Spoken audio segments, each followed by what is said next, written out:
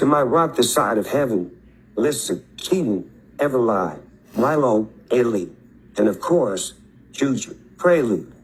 This is the story of a warrior princess, a testimony of fight in the face of flight, and an account of how one tiny life changed the trajectory of many who encountered it. While her body was frail and fragile, her reputation as one of the fiercest, pound-by-pound champions is forever etched in the memories of those who knew her as the physical co-author of her creation. Her life is a top 3 motivator, compelling my feet to meet the ground every morning. Unlike many books on similar subjects, the purpose of this work isn't to recap a stretch of survival or probe the question of why a magnificent God let a beautiful life die. Contrarily, my heart in writing this is to build an altar where people from all comers can visit it and know why God, in his splendor and sovereignty, let her live. Additionally, I hope by the last page, you'll not only be convinced of God's goodness as seen through wonder, working power, but also stirred to exalt the Almighty, who took pieces of his might and placed them in a ventilated vessel for 393 days,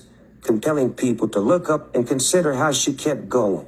Indeed, is there anything more innocent than a love letter written through a micro-preemie who entered the world at 1 pound 2 ounces? From a 10-inch neonate clocking in 85 grams less than a cabbage head who felt the pangs of brokenness from her first breath until her last, who, like her savior, lacked sin and independence yet had no context for her suffering. The answer: no. Outside the divine, there's nothing so delicate or precious as a helpless child relying on her maker without thinking twice. Of course, for the parents and family members carrying the weight of medical uncertainty, the sentiment is entirely different. The motion to yield, the choice to embrace hope at the end of your rope, the decision to commune with God during the storm.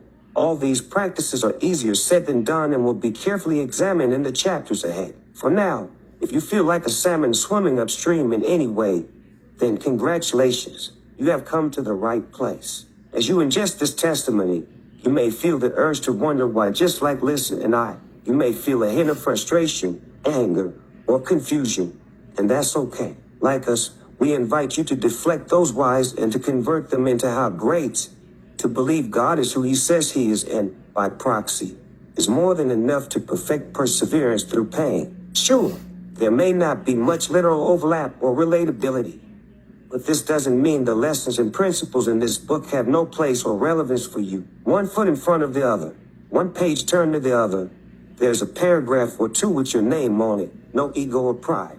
That's just the confidence I write from Christ in me, the hope of glory who has and will be glorified after this. Finally, if you're a knicker/pickle dad who has gone through hell, who has tightrope the work/home balancing act to model a faithful provision, safety, and emotional stability, this resource is for you. Moms and siblings, relatives of all kinds, you are welcome here.